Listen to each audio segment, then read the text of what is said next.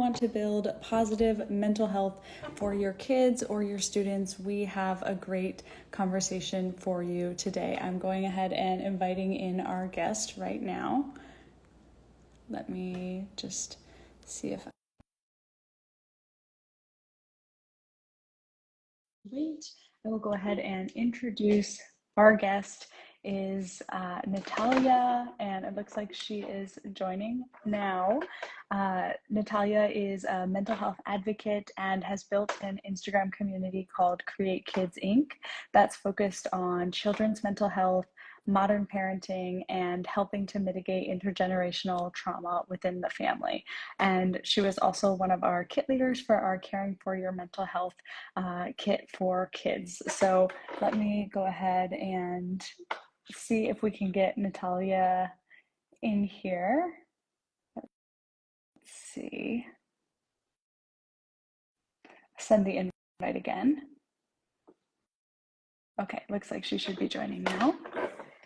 And I'm really excited for this conversation. We're going to be talking all about kids and mental health, mental wellness, how you can support young people in their mental health, and what that has to do with justice and social justice. Natalia, are you there?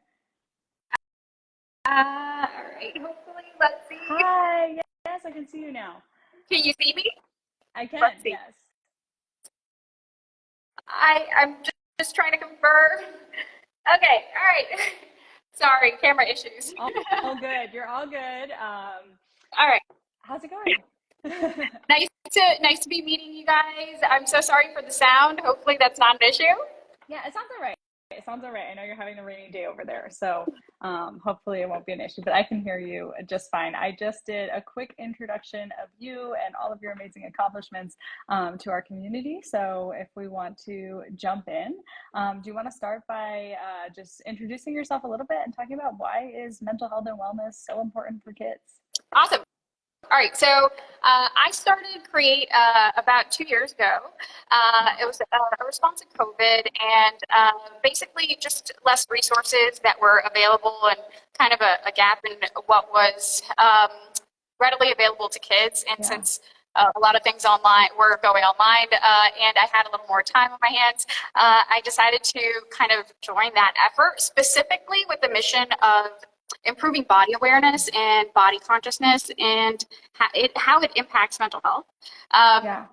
The reason being why that is really not the focus for a lot of the school programming, and essentially awareness of mental health issues is growing, which is great, but a lack of body consciousness has actually led to more anxiety and essentially the growing awareness is amazing because we have more language to put together to the issues happening, but we don't have physical ways to get rid of that stress and anxiety. We essentially work on body programming, social emotional learning programming for public schools and obviously online. And it's obviously important. There's so much more stress in the world. There's so much more information that is not really catered to children, but readily available without restrictions, boundaries, and things like that. And so the tools really need to meet those needs, and they are increasing. So. Absolutely, absolutely. It's so important. I love that you are doing this work, that you're raising awareness for this, and hopefully getting this more into schools as well. We had someone ask a question who has like an 18-year-old grandson struggling with mental health. Yes, if anyone who has any young people in your life, whether or not they're struggling with mental health, right? This is about wellness and it's for everyone. So if you have kids, students, nieces, nephews, grandchildren who could benefit from this, you'd definitely be able to learn something from this conversation.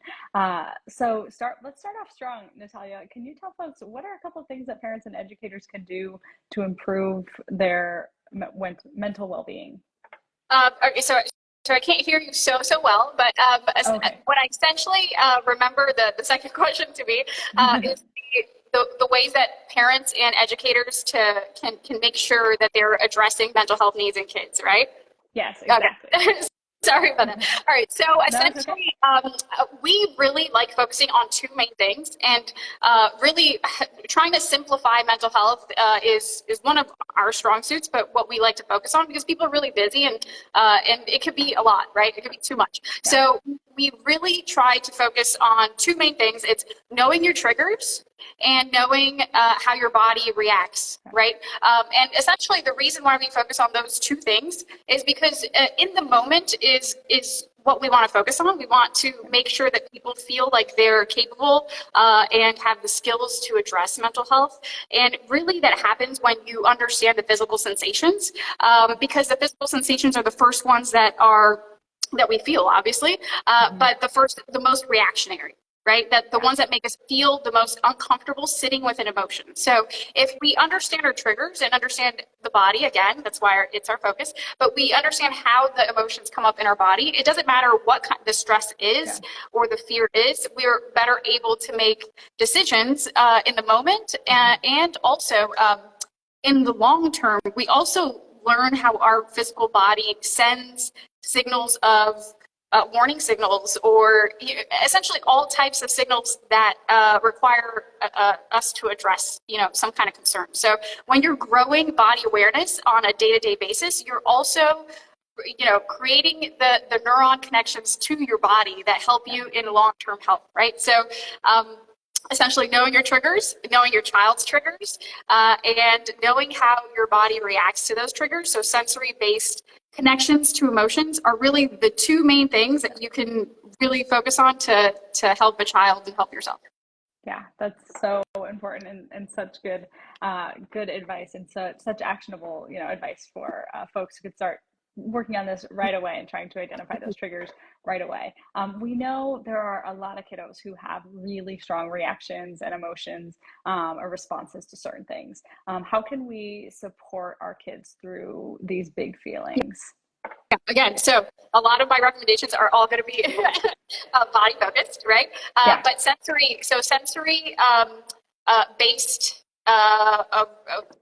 solutions and strategies are going to be the best in the moment to help a child and really to yourself, right?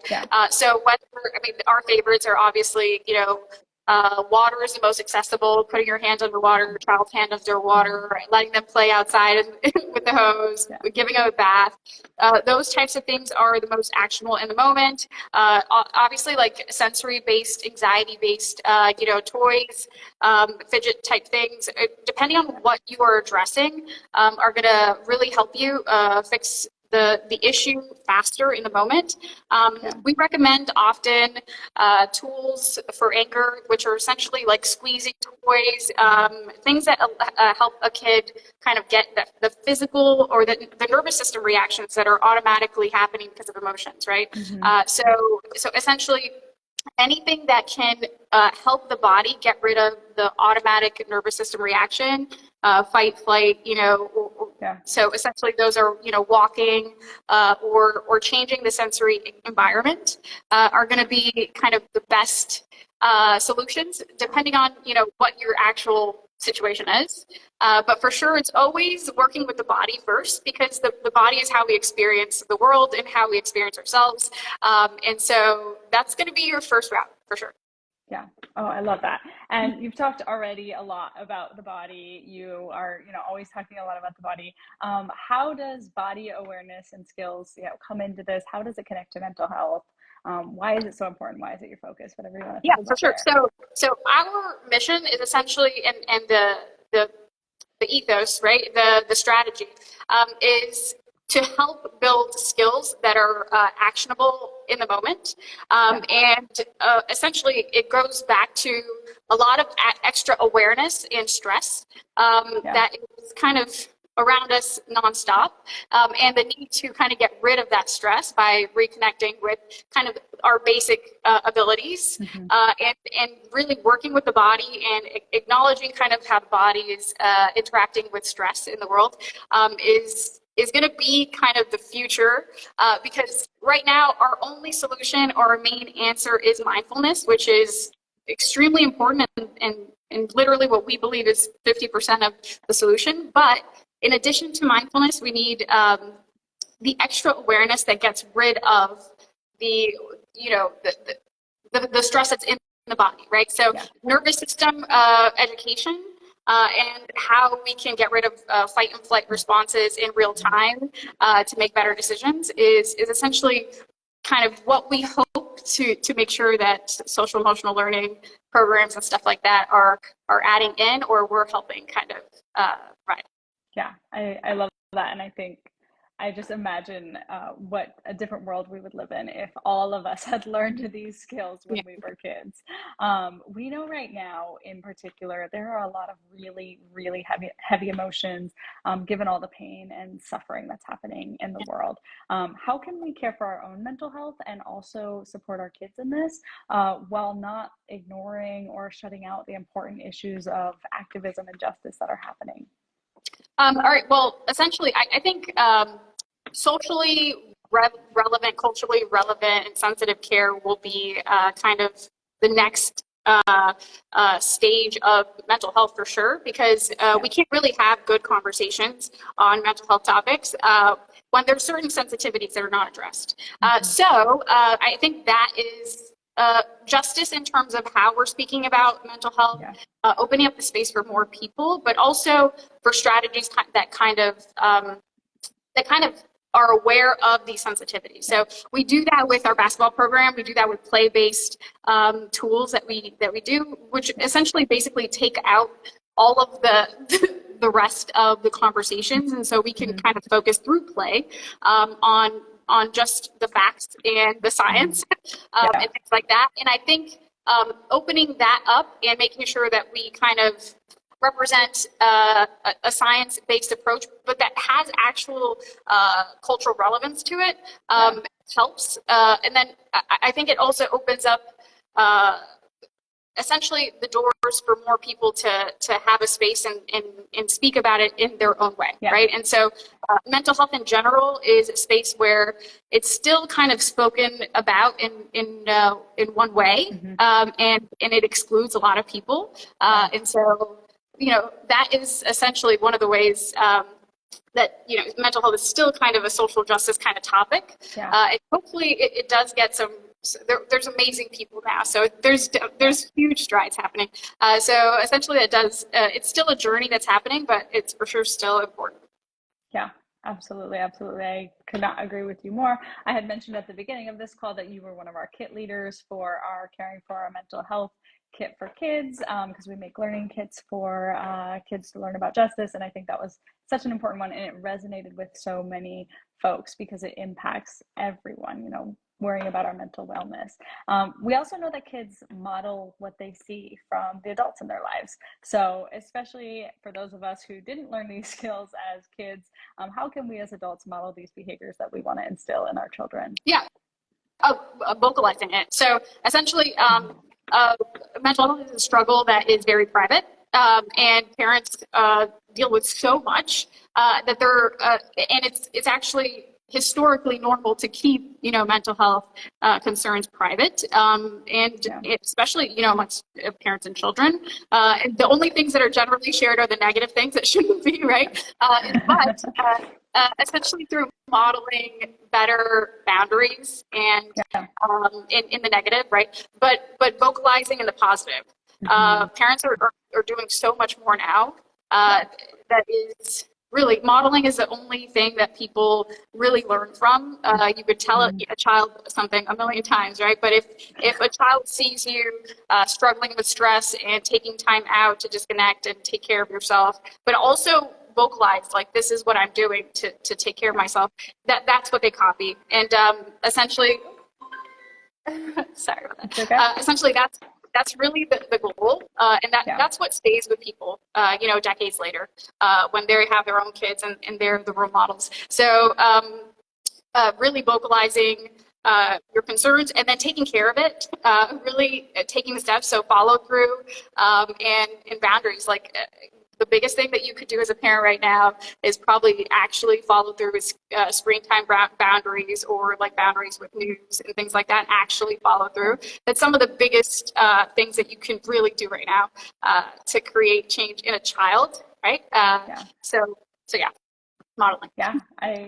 Yeah, that's great. And I think it just shows how intergenerational this work is and how much it can change folks over time, and how, you know, our kids today will parent their kids in the future. So I love that. I also love that you touched on limiting screen time and news. Especially news is something we talk about a lot because that's where a lot of kids are learning about topics of social justice, and often learning about them in ways that might be inaccurate, getting misinformation, disinformation. So yeah, just being really hyper aware of what your kids are taking in from social media and the media in general. Natalia, this has been awesome. Where can our community learn more about you and support your work? On our page, obviously, CreateKids.edu, on our website, createkids.org, createkids.edu.org. We're really expanding the website. A lot more resources, Okay. activities, free guides, things like that. There's a lot of free guides on there right now. There's printables. There's all kinds of stuff that you guys can get right now. And for sure, join us on our page. Awesome. Well, thank you so much for this, Natalia. This has been really great. I think that parents and educators are walking away with a lot of good information. So I really, really appreciate you. Thanks for coming on. Thank you. Thank you so much. I'm really. Yep.